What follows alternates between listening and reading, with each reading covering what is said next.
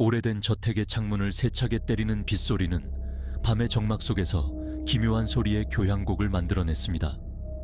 벽난로 속에서 타오르는 불꽃은 벽에 춤추는 그림자를 드리웠습니다. 한 남자가 페르시아 양탄자 위에 엎드린 채 누워 있었습니다. 서재문은 안쪽에서 잠겨 있었고 열쇠는 여전히 죽은 남자의 손에 들려 있었습니다. 서울 최고의 명탐정 강 형사는 예리한 눈빛으로 모든 것을 살폈습니다. 이것은 반드시 풀어야 할 수수께끼였습니다. 날카로운 눈빛과 조용한 자신감을 지닌 강 형사는 방 안을 둘러보았습니다. 오랜 경험으로 단련된 그의 눈은 아무것도 놓치지 않았습니다.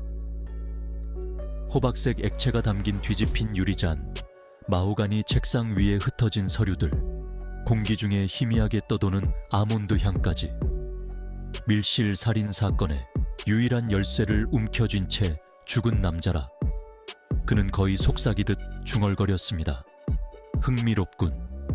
강 형사는 시신 옆에 무릎을 꿇고 긴 손가락으로 조심스럽게 맥박을 짚어보았지만 이미 싸늘하게 식어 있었습니다. 강 형사는 생각에 잠겼습니다.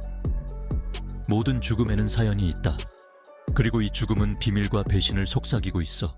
수사가 시작되었습니다. 서재 구석구석을 샅샅이 뒤지고 모든 그림자를 신문했습니다. 너무 많은 것을 목격한 듯한 눈을 가진 가정부는 최 교수와의 마지막 만남을 회상하며 몸을 떨었습니다. 걱정스러운 표정의 정원사는 평소와 다를 바 없었다고 증언했습니다. 그러나 강 형사는 사소해 보이는 작은 단서 하나에 주목했습니다. 바로 피해자의 트위드 재킷에서 사라진 단추 하나였습니다. 바닥에 덩그러니 놓인 단추는 그곳에서 벌어졌을 사투를 말없이 증언하고 있었습니다. 누군가와 분명히 격렬하게 다퉜어. 강 형사는 단추를 자세히 살펴보며 추리했습니다. 하지만 누구와 싸운 것일까요? 단서가 나올수록, 아니, 단서가 나오지 않을수록 수수께끼는 더욱 미궁 속으로 빠져들었습니다. 그렇게 간단한 문제가 아니었습니다. 의심의 눈초리는 자연스럽게 말수가 적고 표정 변화도 거의 없는 집사 김 씨에게로 향했습니다. 그는 수십 년 동안 교수를 모시며 그의 비밀과 일상을 모두 알고 있었습니다. 그의 무표정한 태도는 그를 유력한 용의자로 지목하는 소문을 잠재우는데 아무런 도움이 되지 않았습니다. 하지만 강 형사는 쉽게 단정 지을 수 없었습니다. 김 씨는 과묵한 성격에도 불구하고 주인의 죽음에 진심으로 충격을 받은 듯 보였습니다. 그의 알리바이는 불확실했지만 그렇다고 해서 완전히 무시할 수도 없었습니다. 이 사건에는 겉으로 드러난 것 이상의 무언가가 있었습니다. 수사는 계속되었고 강 형사는 미궁 속 단서들을 따라갔습니다. 교수의 책상 위에는 희귀하고 값비싼 와인인 샤토 라피트가 반쯤 남은 차에 놓여 있었습니다. 교수는 고급 취향을 가진 인물이었지만 과연 누구와 마지막 술잔을 기울였을까요? 교수의 연구 논문 여백에 적힌 암호 같은 메모들은 고대 유물과 위험한 경쟁 관계가 숨겨진 세계를 암시했습니다. 최 교수가 무언가 중요한 것, 죽음을 불사할 만큼 가치 있는 것을 우연히 발견한 것 같았습니다. 강 형사는 이 수수께끼의 열쇠가 교수의 연구에 있다는 것을 깨달았습니다. 오래된 저택은 마치 숨을 죽인 듯 벽 속에 묻혀있던 과거의 비밀을 속삭이는 듯했습니다. 강 형사는 흔들리지 않고 직감에 따라 진실에 가까워지고 있었습니다. 그는 범죄 현장을 다시 찾아 구석구석, 헐거워진 마룻바닥, 삐걱거리는 문까지 샅샅이 조사했습니다. 그리고 책장 뒤에 숨겨진 공간을 발견했습니다.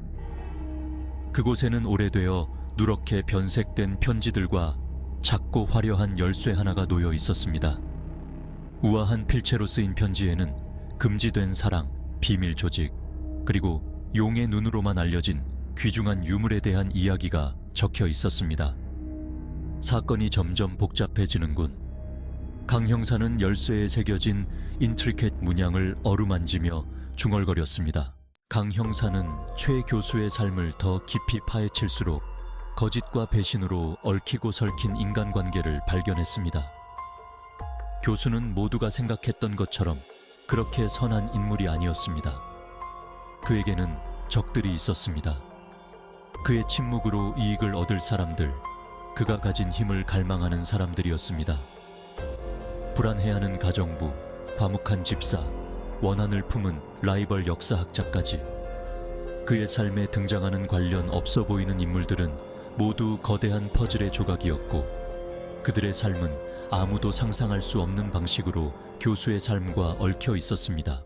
며칠 밤낮으로 수사를 이어갔지만 사건은 여전히 미궁 속이었습니다.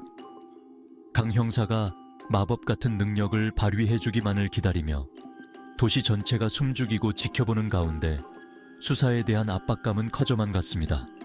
그때 12시를 알리는 시계 소리가 울려 퍼지는 순간 그의 머릿속에 번뜩이는 생각이 스쳐 지나갔습니다. 사라진 단추가 모든 것의 열쇠였습니다. 비치로 만들어진 특별한 단추였습니다. 그런 단추를 가진 사람은 오직 한 명뿐이었습니다. 퍼즐 조각들이 제자리를 찾아 맞춰지면서 놀라울 정도로 분명하게 진실이 드러났습니다. 범인은 집사도 정원사도 심지어 라이벌 역사학자도 아니었습니다. 살인자는 바로 그의 곁에 있었고 슬픔에 잠긴 친구 역할을 완벽하게 해낸 인물, 바로 초회 교수의 제자인 이 박사였습니다. 강 형사는 마치 오케스트라를 지휘하는 지휘자처럼 위험 있는 태도로 저택의 대형 살롱에 모두를 불러 모았습니다. 그리고 차분하고 흔들림 없는 목소리로 이 박사의 배신이라는 복잡한 사건의 전말을 낱낱이 밝혔습니다. 이 비취 단추가 바로 당신 범죄에 침묵하는 증인입니다. 강 형사는 모두가 볼 수 있도록 비취 단추를 들어 올리며 선언했습니다. 얼굴이 백지장처럼 창백해진 이 박사는 강 형사의 추리 앞에 무너졌습니다. 그의 범행 동기는 무엇이었을까요? 그것은 바로 시기, 탐욕, 그리고 인정받고 싶은 욕망이 뒤섞인 치명적인 칵테일이었습니다. 이 박사는 초회 교수가 발견했다고 믿었던 유물, 용의 눈을 차지하여 얻게 될 명예와 부를 갈망했습니다. 그는 교수의 습관과 일상에 대한 지식을 이용하여 다른 곳에 의심을 돌리는 치밀함으로 밀실 살인을 계획했습니다. 그는 거의 완전 범죄를 눈앞에 두고 있었습니다. 하지만 흔들리지 않는 의지와 날카로운 추리력을 가진 강 형사는 그의 가면을 꿰뚫어 보았습니다. 비가 그치고 폭풍 구름 사이로 별이 총총 박힌 하늘이 드러났습니다. 진실이 밝혀지고 정의가 구현되었습니다. 이 박사는 체포되었고 그의 헛된 야망은 산산이 부서진 채 자신의 행동에 대한 차가운 현실만을 마주하게 되었습니다. 떠오르는 태양이 하늘을 금빛과 진홍색으로 물들이는 가운데 강 형사는 저택을 뒤로하며 만족스러운 미소를 지었습니다. 또 다른 사건이 해결되고 또 다른 퍼즐이 풀렸습니다. 하지만 그는 도시의 그림자 속에는 여전히 더 많은 미스터리가 도사리고 있으며 각각의 미스터리는 그에게 또 다른 도전이자 정의가 필요한 사람들에게 정의를 가져다 줄 기회라는 것을 알고 있었습니다.